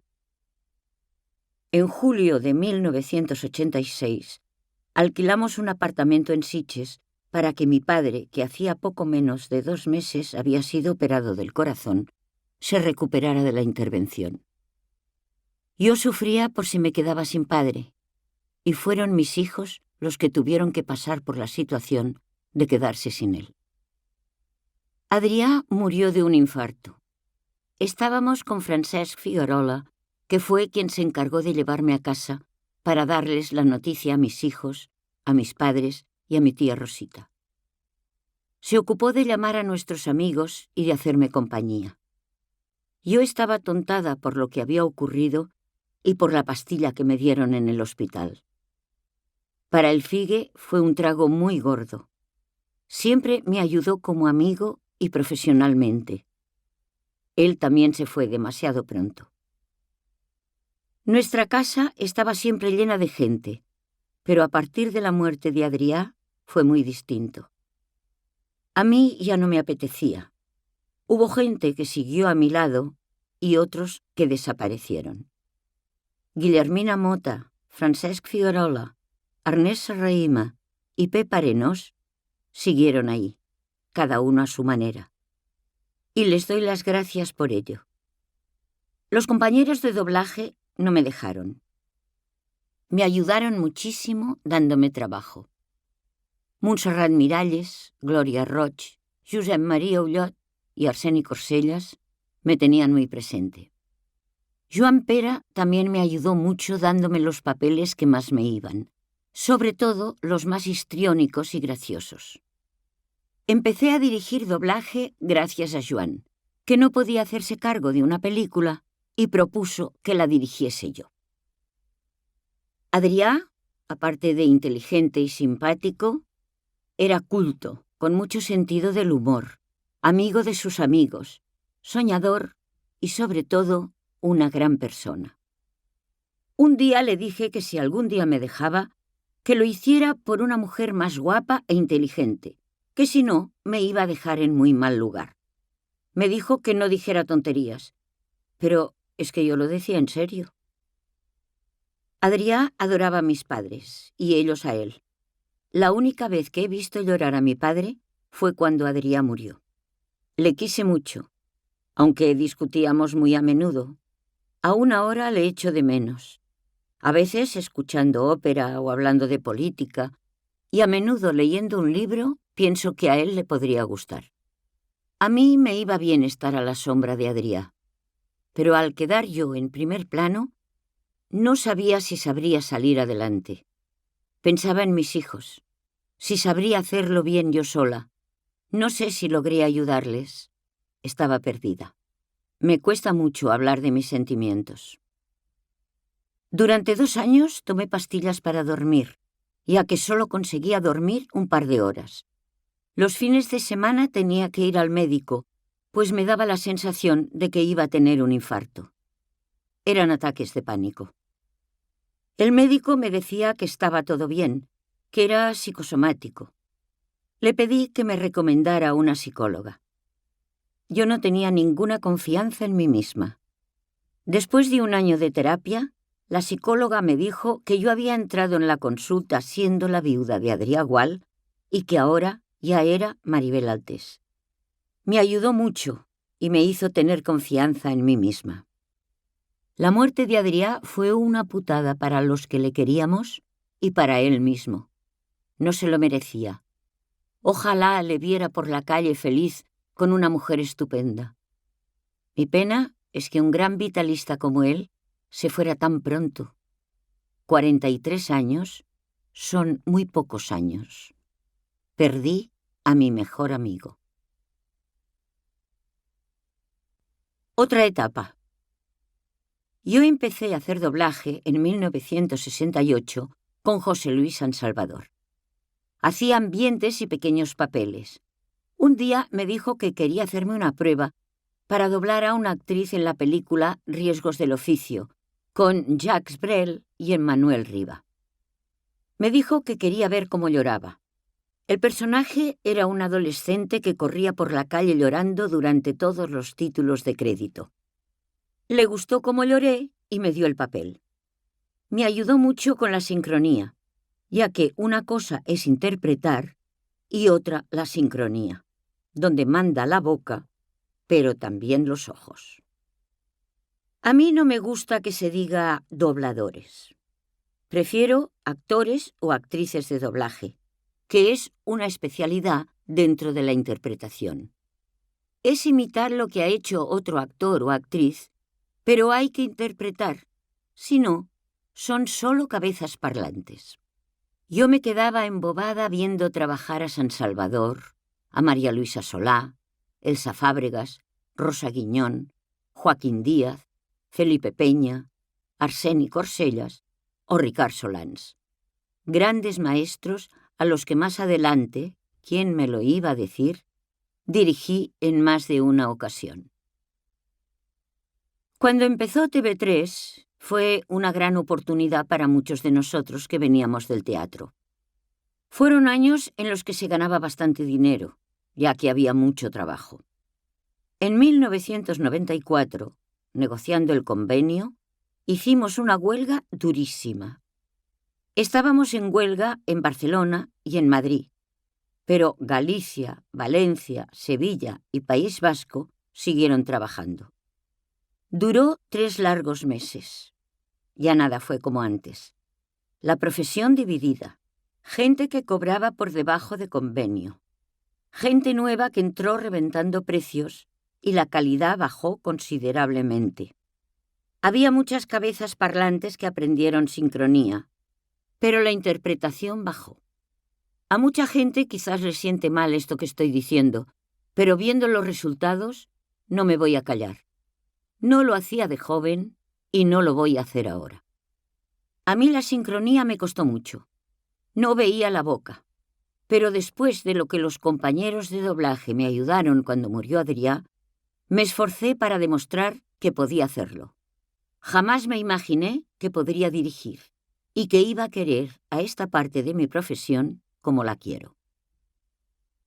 Teatro, cine, televisión, doblaje. Cada cosa tiene una técnica distinta. Hay actores que son fantásticos en cine y que no saben doblarse a sí mismos. Cada uno tiene su parcela.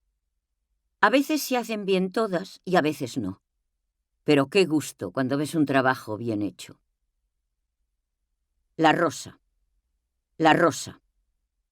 Después de la huelga, el trabajo bajó mucho. Seguí dirigiendo, pero de repente tuve un parón muy largo. Llamé a Josep María Benet i Jornet para ver si me podía echar un cable con alguna de las series que él estaba escribiendo. Me dijo que sí, que a él, Adrià, le había ayudado mucho estrenando sus obras. Me dio un papel en La Rosa, la secuela de Poble Nou, una serie diaria de mucho éxito en Cataluña. La protagonista era Margarida Minguillón. También estaban Emilio Gutiérrez Cava, Pastora Vega, Enric Casamitjana, Joan Vallès, Joel Joan, Àngels Moll, Toni Sevilla, Marc Cartas y Kim Gutiérrez con 14 añitos. Era un papel gracioso y yo intenté darle verdad. Me lo pasé muy bien haciendo la serie. Mientras estábamos haciéndola, Benet i Jornet me dijo que Lourdes Barba iba a dirigir una obra suya, Revolta de Bruixes, que si quería hacer el papel de Aurora. Cuando la estrenaron años antes, me ofrecieron un papel y lo rechacé porque se hacía magia negra. Y a mí me daba mucho respeto. Me dijo que mi personaje no participaba en la magia negra y que las cartas estaban preparadas para que no pasara nada, que estuviera tranquila. Me convenció y le dije que lo haría. El papel era un papelón y el reparto de lujo.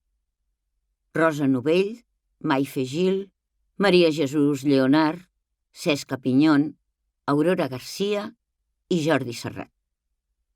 Hacía 12 años que no me subía a un escenario. La función fue un éxito y a mí me fue muy bien con las críticas.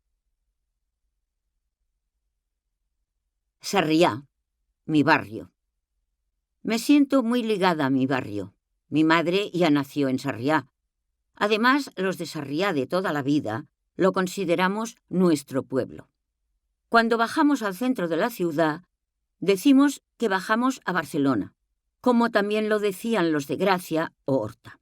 Sarriá fue el último de los pueblos circundantes a Barcelona en ser anexionado a la ciudad pese a la oposición de los vecinos que votaron en contra. Cuando anexionaron el barrio en 1921, en sus calles se leían pintadas de Sarrià Independent.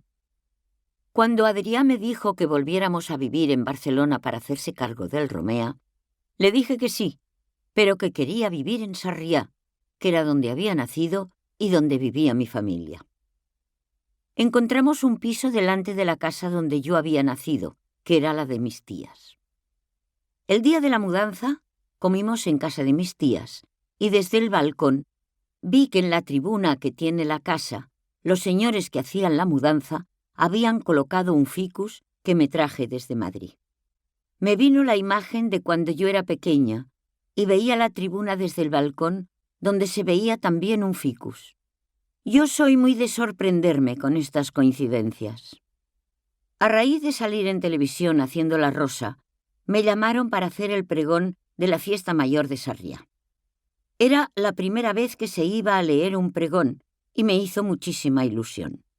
Estuvieron mis hijos, mis padres, mi tía y mi hermano y su mujer. Teatre Nacional de Catalunya. En septiembre de 1997 se inauguraba el Teatre Nacional de Catalunya, TNC, bajo la dirección de Josep Maria Flotats, que es una persona educadísima y amable. Nunca he compartido escenario con él, pero el tiempo que coincidimos en el TNC me pareció una persona excelente. El Nacional se inauguró con l'Auca del Senyor Esteve, de Santiago Rusiñol, dirigida por mi querido Adolfo Marsillac, quien me llamó para formar parte del reparto. Siempre era un gusto trabajar con él. Me tocó hacer de la señora del primer pis. Como me dijo Adolfo, no es un buen papel, pero no es un mal papel. En el reparto estaban Francesc Curella, qué actorazo, Mónica López, Jordi Banacalocha y muchos más. También estaba mi buen amigo Lluís Torné. El día del estreno me regaló un abanico que había sido de su madre, doña Laura Bouvé, que había sido segunda en la compañía de Margarita Xirgu. Me dijo que su madre había hecho el papel que hacía yo y que llevaba ese abanico. No me diréis que no fue un regalazo para agradecérselo toda la vida. Es que Lluís era un ser muy especial. Él no quería ser actor. Había hecho toda la carrera de piano con Joan Lamote de Grignon. Pero al acabar la guerra, le dijeron que como el título que tenía era de la República, no le servía para nada. No volvió a tocar el piano hasta que hizo una obra con Flotats. No recuerdo cuál. Lluís se negaba a tocar, pero Flotats le convenció. Un día ensayando juntos Chauffeur al Palace, le pedí que tocara. Él decía que no. Y yo, que sí, que por favor. Al final me salí con la mía. Laberint d'ombres. Seguía haciendo doblaje y Josep Maria Benet i Jornet volvió a llamarme para darme un papel muy bonito en la serie Laberint d'ombres. Siempre se lo agradeceré. Fue una serie larga que se emitía a diario por TV3. En el reparto estaban Marc Cartas, que hacía de malo malísimo, él, que es un encanto de persona. Àngels Moll, con la que había trabajado en otras ocasiones. Es generosa, siempre encuentra sus ojos. También estaban Iván Lavanda, que debutó muy jovencito en esta serie y ahora es un gran actor de musicales. Y Carlota Bontolà, que hacía de mi hija, muy espabilada y cariñosa. Y Montse Germán, que en La Rosa hacía un pequeño papel y aquí era la protagonista. Cuando nos conocimos en La Rosa, ya le dije que iba a hacer mucha más tele. También estaba Mercè Sampietro y muchos más. Fue un trabajo muy agradable y guardo muy buen recuerdo de todos ellos. La tele ya sabemos que da popularidad. Es pasajera y dura lo que dura la serie. La gente suele confundir el personaje con la persona. Te tratan distinto si haces de mujer trabajadora, de pobre o de rica. La gente solía decirme que me parecía a la de la tele, que si era yo. Una de estas personas me dijo que le recordaba a la de la serie. Y cuando le dije que era yo, se quedó muy sorprendida y me dijo: «¿Pero si va vestida muy diferente?». Y yo le dije: «Claro, es que esta soy yo, no el personaje». A mí estas cosas me daban mucha vergüenza, porque aunque no lo parezca, soy tímida. La jubilación. Cuando me jubilé, cuidé de mi madre. Tenía una chica que estaba con ella, pero yo me encargaba de ir cada día a hacerle la compra y pasar a verla. Los fines de semana me quedaba en su casa. Cuando murió en julio de 2012, me vino el bajón. Ya no tenía nada que hacer ni nada que me interesara. Me apunté a inglés y lo dejé. Después a francés, que lo tenía muy olvidado. A italiano, que lo hablo medio inventado. Pero todo me cansaba. Hacía tai chi y también lo dejé. Vamos, que estaba tonta perdida. Lo más extraño es que en ningún momento echo de menos el teatro. Es como si perteneciera a otra vida que ya no es la mía. Tuve una temporada en la que a menudo soñaba que hacía teatro o cine con compañeros con los que había trabajado y otros que no conocía de nada, actores americanos. Pero cuando me despertaba, la desgana estaba ahí. No entiendo cómo he perdido la vocación. No echo de menos la magia de estar en el escenario, el dejar tu piel para meterte en la piel del personaje, sentir mariposas en el estómago cuando va a empezar la función. Es triste, pero es como lo siento. Será que ya no necesito ser otra. Estoy bien conmigo misma. Antes era más radical. Ahora soy más tolerante. Mi lema es: vive y deja vivir. Cambio de trabajo. Después de la serie tuve un parón de trabajo muy grande y pensé que tenía que buscar una alternativa fuera de mi trabajo como actriz. Puse una tienda de regalos. Bueno, yo puse el trabajo y mi hermano el dinero. Ya he dicho que mi hermano siempre ha estado a mi lado cuando le he necesitado. Y tengo la suerte de que su mujer, Nela, es una gran persona. Más que una cuñada, es mi hermana. Y me apoyó mucho en el proyecto de la tienda. Seguí haciendo doblaje, pero no dirigía. Fueron unos años muy complicados a nivel económico. En el mes de mayo de 2005 murió mi padre. Tenía 95 años. La gente me decía que era muy mayor, pero aunque cuando eres pequeña ves a tus padres mayores, cuando eres mayor, tus padres no tienen edad. El dolor es muy fuerte, aunque se vayan mayores. Al cabo de unos pocos meses me llamó Elisenda Roca porque iba a dirigir Misteriós Assassinat a Manhattan, de Woody Allen. No lo pensé 2 veces y le dije que sí. En 15 días cerré la tienda. No iba bien. La había aguantado durante 4 años, pero solo cubría los gastos de la tienda y poco más. Me acordé que una vez había leído que un actor británico, Robert Morley, pasó por una crisis y dejó el teatro. Se dedicó a vender aspiradoras. Al cabo de un tiempo lo dejó y volvió al teatro cuando descubrió que era un buen vendedor de aspiradoras. Es que como el teatro, cuando lo llevas en la sangre, no hay nada. En la compañía estaban Montse Guallar, Pep Ferrer, Camilo García, María Lanau y Àlex Casanovas. Una compañía muy agradable. Estrenamos en el Tívoli. Luego pasamos al Condal y bolos por Cataluña. 4 días antes de estrenar, murió mi tía Rosita. Otro palo. Siempre digo que tuve un padre y 3 madres. Mi madre, mi tía Enriqueta y mi tía Rosita. Mi tía Rosita siempre fue un puntal en mi vida. Me veía todas las gracias. Vivía para mí y para mis hijos.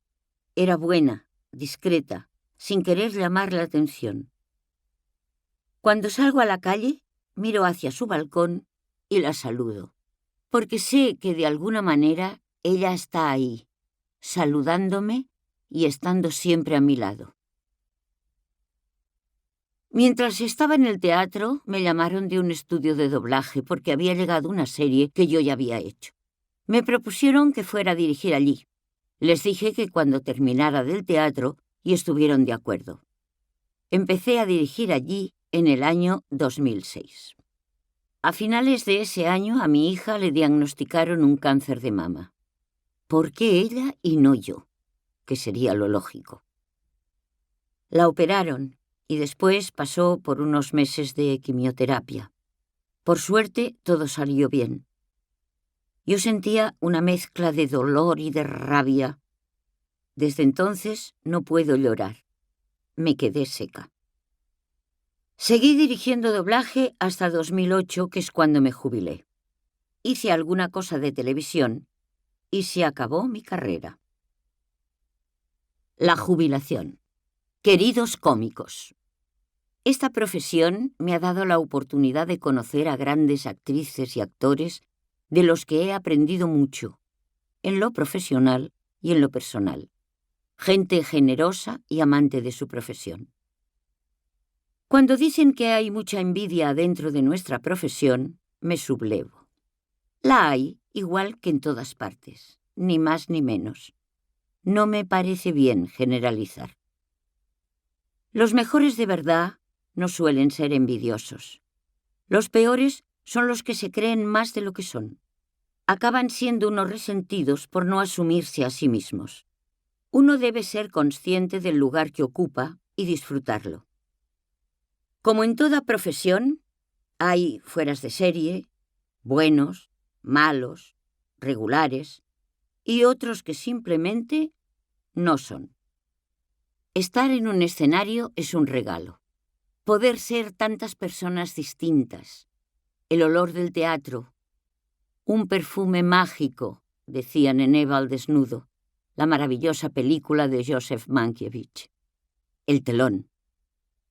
Recuerdo una escena de la película El viaje a ninguna parte, del maravilloso Fernando Fernán Gómez.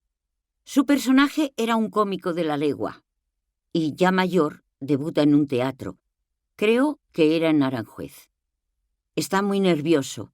Le dicen que cómo es posible que lo esté si lleva muchos años trabajando, y él contesta: es la primera vez que trabajo con telón. La sensación cuando sube el telón es pura magia.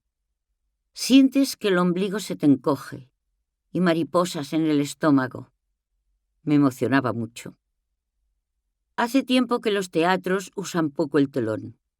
Es una pena porque es mágico para los actores y para el público. Hablamos de actores y de actrices, pero pocas veces de los compañeros que trabajan entre cajas. Recuerdo personas muy peculiares, como Chapete, regidor del Teatro Español. Cuando lo oí hablar, me quedé muy sorprendida. Tenía un acento madrileño que yo solo había oído en los antiguos sainetes, y creía que en Madrid ya no hablaban con aquel acento tan castizo. Era un gran regidor con mucho sentido del humor. Para el sentido del humor, el de Carmela, la madre de Tina Sainz. Era apuntadora. Estaba trabajando en una obra con Encarna Paso que hizo una sustitución casi sin ensayar, lo que se llamaba un repente. Carmela, durante el primer acto, metida entre cajas, iba diciendo: «Buena cómica. Esto es una primera actriz. ¡Viva la madre que te parió!» Y así todo el rato. Cuando terminó el primer acto, Encarna le dijo: «Carmela, ¿no me has dado letra?» A lo que Carmela contestó: «¿Pero a qué te he dado moral?» En Barcelona había un regidor al que llamaban el fallo técnico. No recuerdo cómo se llamaba. Parecía que estaba peleado con el magnetofón. Nunca entraba ningún efecto. Una vez que hacían el tenorio, al final de la obra, en el cementerio, decían «estos cantos funerarios», pero de cantos funerarios nada. Sonó el carnavalito gitano, pues antes de la función del tenorio estuvo Alfredo Alaria ensayando su espectáculo y el regidor no cambió la cinta. Cuando le iban a decir algo decía «ha sido un fallo técnico, pégueme, pero no me grite». Era un buen hombre, pero un inepto como regidor. Mi método. Nunca fui a clases de teatro. Lo poco o mucho que sé lo he aprendido con la práctica. Empezar en el teatro de aficionados era una buena escuela. En Barcelona hay mucha tradición. Siempre ha sido una cantera de actores. Empecé a los 15 años con toda la insensatez de esa edad. Todo era intuición. Después me planteé un método de trabajo. Lo primero era el sentimiento que me producía la primera lectura. O sea, pasarlo por el corazón. Después, pasarlo por la cabeza.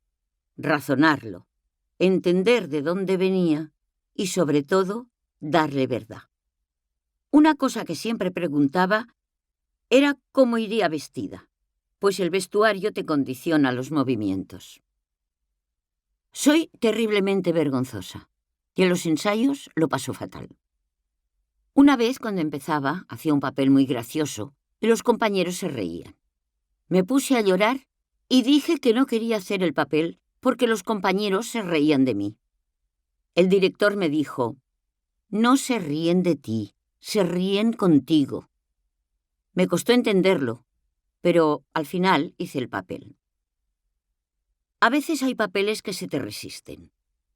Ensayando Chauffeur al Palace, tenía una escena muy graciosa con Pep Torrens. Yo no me sentía cómoda. No sabía por dónde cogerla.